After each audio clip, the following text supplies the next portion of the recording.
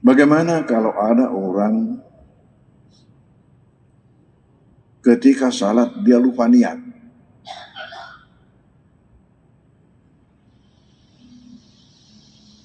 Hanya terus datang takbir tanpa niat. Menurut hukum, salatnya itu tidak sah. Karena kaidah yang berdasarkan dari hadis Nabi yang mengatakan innamal a'malu binniyat. Amal itu nanti sah, nanti dapat diterima apabila dilakukan dengan niat. Nah, ini dia lakukan tanpa niat. Jadi kalau sekiranya ada orang yang melakukan itu salat tanpa niat, sekarang kapan dia ingat? Kapan dia ingat bahwa dia tadi ini memulai salatnya tanpa niat? Maka ketika itu dia harus batalkan salatnya dan kembali mengulangi dengan niat.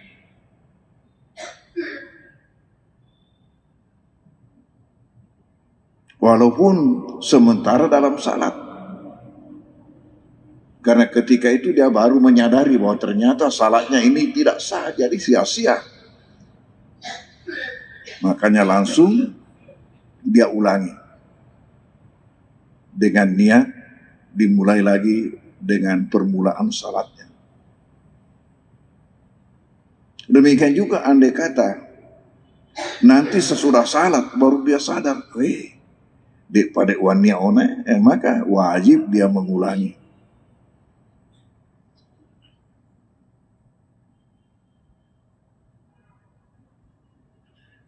Karena apabila kita lupa akan suatu rukun dalam salat, maka sejak rukun yang dilupa itu dan seterusnya yang kita lakukan itu sia-sia. Sia-sia, hanya yang sah sebagai salat sampai kepada yang lupa tadi itu. Berawal dari yang lupa sudah sia-sia. Jadi, di mana saja kita ingat, kapan saja kita ingat, kalau masih dalam salat kita langsung harus kembali kepada yang lupa tadi itu. Langsung kembali kepada yang lupakan tadi itu. Andai kata pun matahiyah ini napa maingat,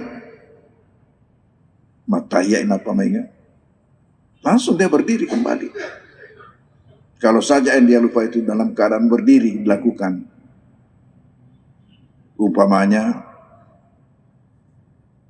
dia lupa i'tidal, dia ruku, dilanjutkan dengan sujud, jalan salatnya sampai matahiyah, baru dasar dia balik i'tidal mulai, dia kembali berdiri, ruku kembali, dan kembali melakukan i'tidal yang dia lupa tadi itu, dilanjutkan terus sampai kepada matahiyah dan seterusnya memberi salam. Tetapi andai kata nanti selesai salat baru dia sadar, maka ketika itu wajib dia mengulangi salatnya. Kurang manimak bereseleng, dek balik tidak lengunai.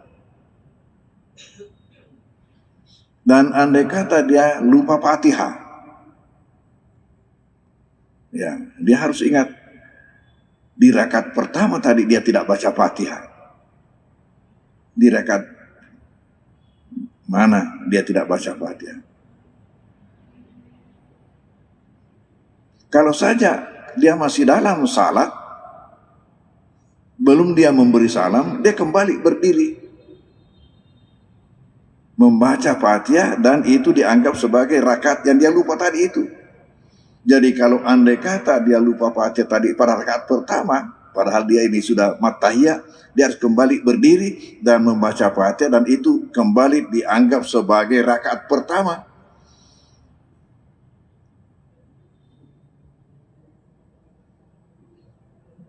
Masa nama nangihaina tania ngajian.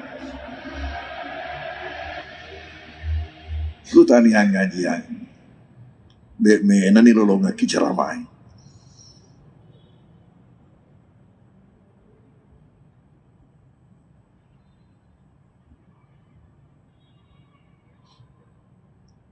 Dan apabila tadi itu dia masih dalam salat, walaupun pemanya matahiyat na pemerintah kembali diambil itu, ujung-ujungnya nanti sujud sahwi sebelum memberi salam.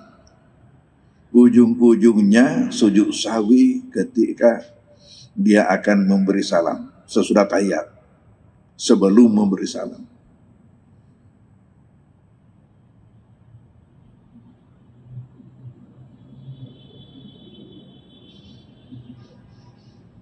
Yang sering terjadi ini,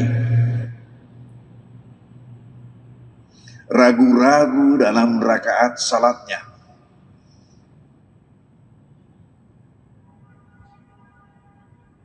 Salah satu hikmah kita disuruh salat berjamaah supaya ini jangan terjadi pada kita.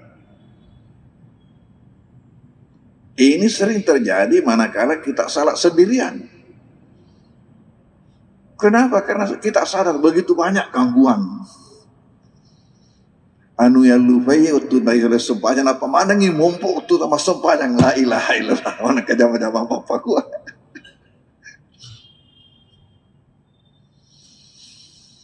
Nah akibat daripada itu bingung, mati ini sudah 4 rakaat atau baru 3? Saya kira hal ini pernah terjadi pada kita semua.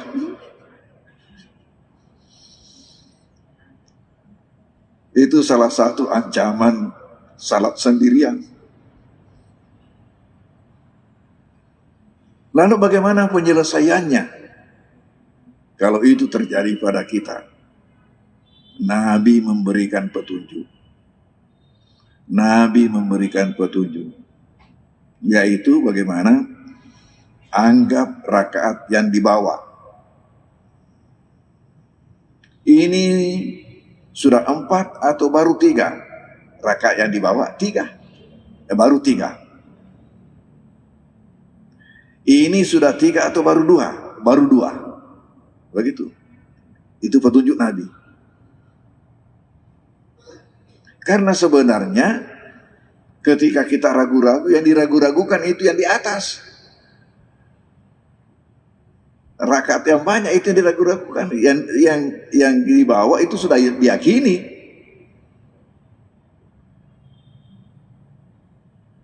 Ini sudah 4 baru 3, sebenarnya itu yang diragu-ragukan 4-nya, 3-nya itu sudah yakin.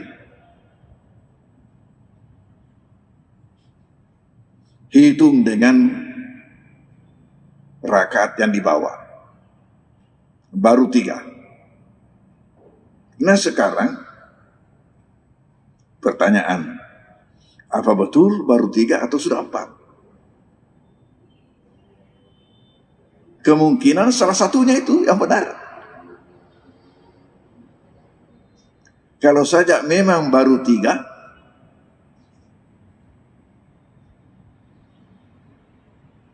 sehingga dengan menambah 1 rakaat menjadi 4 sudah sesuai dengan semestinya.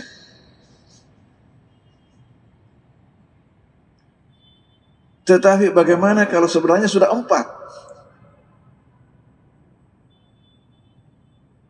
Lalu ditambah lagi 1 rakaat, akhirnya menjadi 5.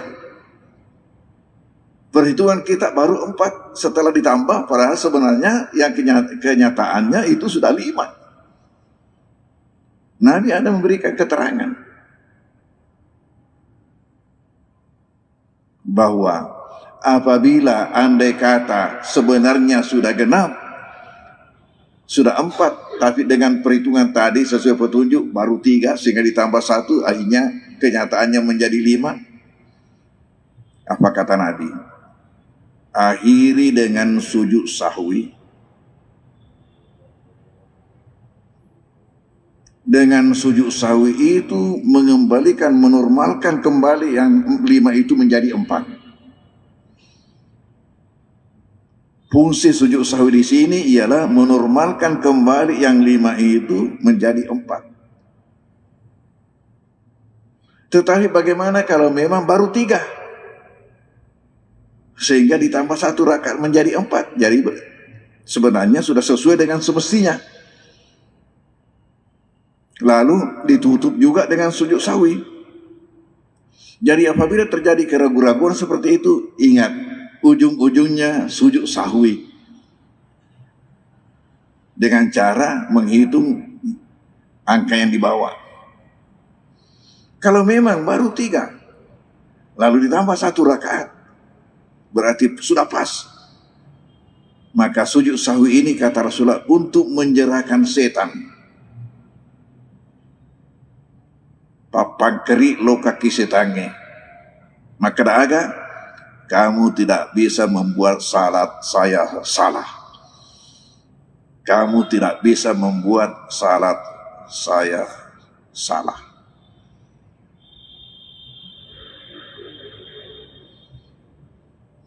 Download Tribun X sekarang, menghadirkan lokal menjadi Indonesia.